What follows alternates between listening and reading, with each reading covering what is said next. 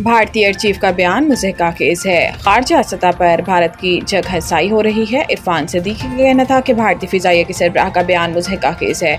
इस पर क्या तबसरा किया जाए। भारतीय फ़िज़ाइया के सरबराह ने ये झूठा बयान क्यों दिया, मुझे समझ नहीं आई। इनका कहना था कि मोदी ने 1 घंटे 50 मिनट तक पार्लियामेंट में बात की, लेकिन उन्होंने नहीं कहा कि 5 तियारे गिराए।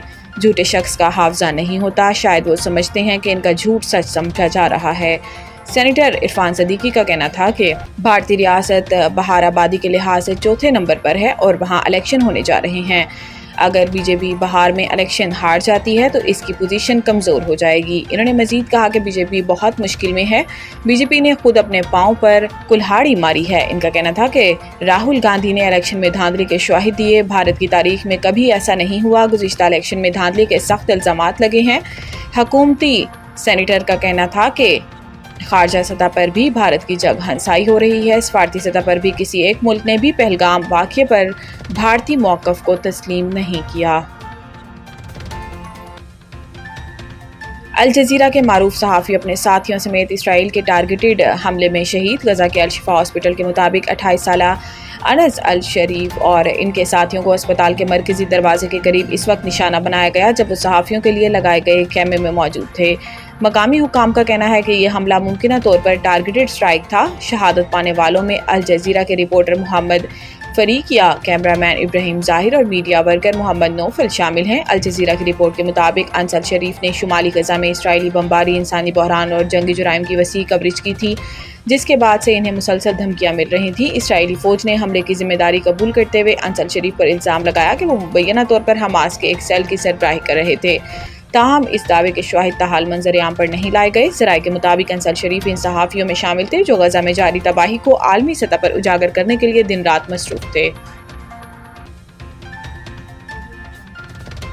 अक़लियतों को तमाम हकूक़ हासिल हैं। हुकूमत कौमी धारे में इनकी शमूलियत के लिए पुरअज़्म है। वज़ीर आज़म शहबाज शरीफ ने अक़लियतों के आलमी दिन के मौका पर अपने पैगाम में कहा कि पाकिस्तान अक़लियतों के हकूक़ के तहफ़्फ़ुज़ के लिए अक़वाम आलम के साथ खड़ा है और इनकी मजहबी आज़ादी के लिए हमेशा कोशा रहेगा। वज़ीर आज़म ने कहा कि अक़लियतों की फ़लाह व बहबूद हुकूमत की तरजीही फ़राइज़ में शामिल है और इनकी नाकाबिले फ़रामोश खिदमात को कौमी असासा समझा जाता है। इन्होंने इस बात पर इत्मीनान का इज़हार किया कि आज पाकिस्तान में अक़लियतों को तमाम शहरी और मजहबी हकूक़ हासिल हैं। शहबाज शरीफ का कहना था कि बानी पाकिस्तान कायद आज़म मोहम्मद अली जिन्नाह की 11 अगस्त 1947 की तारीखी तकरीर अक़लियतों के महफूज मुस्तक़बिल की नज़रियाती ज़मानत है और हम इस अज़्म की तजदीद करते हैं कि अक़लियतों को मसावी मौक़े फ़राहम करके कौमी तरक्की में इनका किरदार मज़ीद मौसर बनाया जाए। इन्होंने कहा कि पाकिस्तान को अक़लियतों के जज्बे हुब्बुल-वतनी और सकाफ़ती विरसे से लगाव पर फ़ख्र है और हुकूमत इनकी कौमी इदारे में भरपूर शमूलियत के लिए पुरअज़्म है।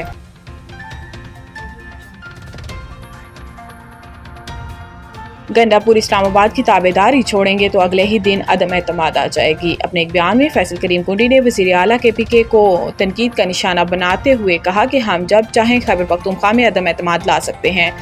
फैसल करीम कुंडी का कहना था कि जब वज़ीर आला खैबर पख्तूनख्वा इस्लामाबाद की ताबेदारी छोड़ेंगे तो अगले ही दिन इनके खिलाफ अदम एतमाद आ जाएगी।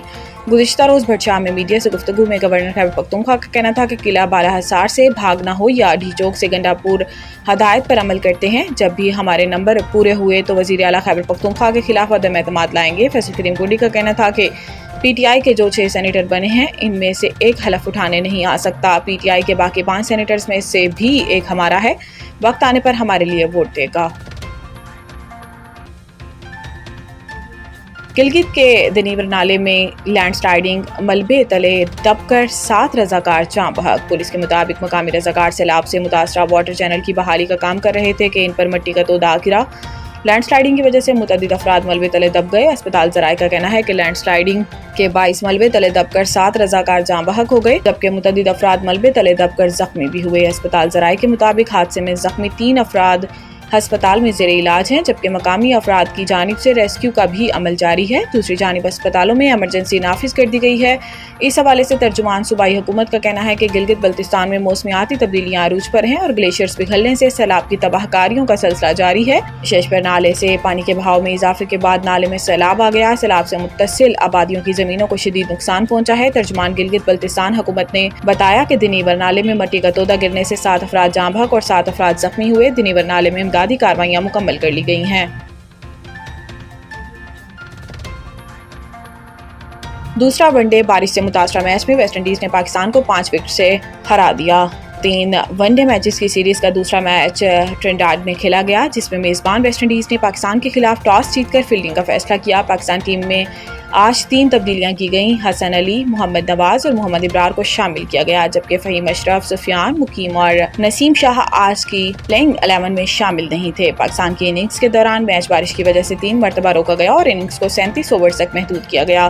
بارش سے متاثرہ میچ میں گرین شرٹس نے مقررہ 37 اوورز میں 7 وکٹ پر 171 رنز بنائے، تاہم ڈارکورتھ لوئس میتھڈ کے تحت ویسٹ انڈیز کو 35 اوورز میں 181 رنز کا ہدف ملا۔ پاکستان کی جانب سے بابر اعظم 0، محمد رضوان 16، سلمان آغا 9 رن بنا کر آؤٹ، سائم ایوب نے 23، عبداللہ شفیق نے 26 اور حسین طلعت نے 31 رنز بنائے، جبکہ حسن نواز 36 رنز اور شاہین افریدی 11 رنز بنا کر ناٹ آؤٹ رہے۔